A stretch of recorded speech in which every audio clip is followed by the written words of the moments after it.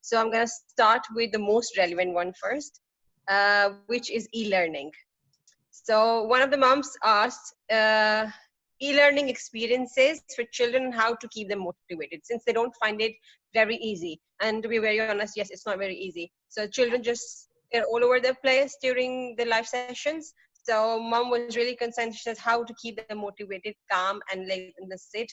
Or what's the she used word bribe. What's the bribe we can do with children? So if you have an answer for that, please. Yeah. So it really depends how old is the child, because, you know, different age groups, it's much harder for younger ones from KG, KG1, KG2, 7 years old, 8 years old, to get their attention, to, you know, make them sit and focus, then maybe it is for teenagers. So in the first place, it's important to know how old the children are, because different things are going to work differently. But what I would say that it's really important.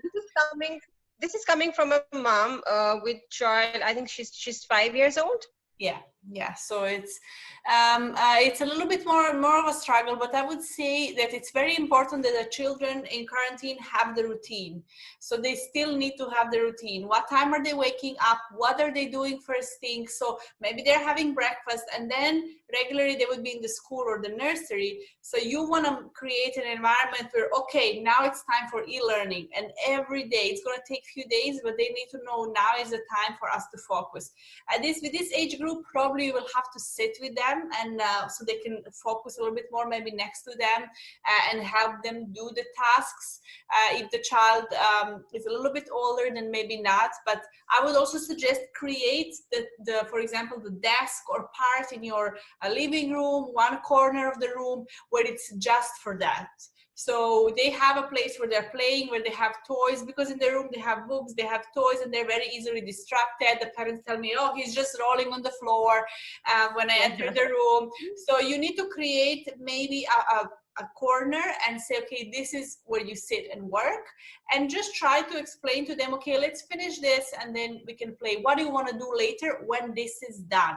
So they know, okay, once this is done, I want to, I don't know, play with you this game, or let's do this, or let's cook or make a cake. So you make them, you know, being excited for something later on, but they understand they have to finish this first. So it's not a simple answer. It's not a black and white answer. It really depends on the child. It depends on the family. Where do you live? Are you in an apartment, in the house? But it's all about also trying to inspire children, for them to be excited to learn. Maybe come up with an ideas. Oh, let's record it and let's share. Let's call the grandma and share with her the video you did in the school today. So for them, it's a little bit more exciting. So involve others as well. Yes. And then maybe something we can add in as a positive reinforcement for the child if he does good. And I have got one more question from the same parent. It's interrelated, so that's what I'm asking right after. How to maintain the consistency in the schedule of the child? So like, for example, one day it will go very good, next day it's whoop. So how to maintain that consistency? The solution is always persistency. It's the same with us as an adults. We don't have the motivation every day to do some work. We don't have motivation to go to the gym every single day, but we understand that we need to be persistent and we need to be consistent, and we get the results over a period of time. So I tell parents, when you're building a habit for your child, when something like this happen and you're switching your routine, you have to understand it takes 3 weeks to 3 months to build a new habit. So they usually, research says 3 weeks, but other research says even up to 3 months for us to build and create a new habit. So we have to understand, okay, my goal is for them to really, this is going to be easier. It's going to be hard for 2-3 weeks, but I'm going to, really give my best and try for them to have the routine, and they wake up at the same time, they have breakfast at the same time, and then they have 2 hours, 3 hours of this e-learning, and then I can let them play and enjoy. So, but really try to keep with that. It's just being persistent. That's it. Yeah, I think just need to be firm with them. In a way, yes, absolutely. But we want to also understand why children don't enjoy the learning, and this is very important for schools, because we want them, especially in the early age, to understand that We want to prepare them to love to learn, to love to explore. And unfortunately, schools, as they're growing, especially later on when they're teenagers, they understand I'm learning something that I'm not interested in. I'm learning something that I don't want to use in my life, or I'm not going to need it. And there is other things that they love. And the times are changing so fast, and the school system is not changing.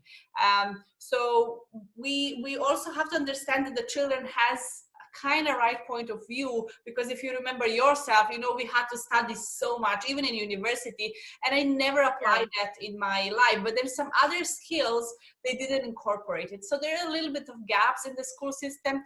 So I always say, you know, we have to understand, why is this child not motivated to learn? You know, obviously, is the you know, unit or the topic interesting for them?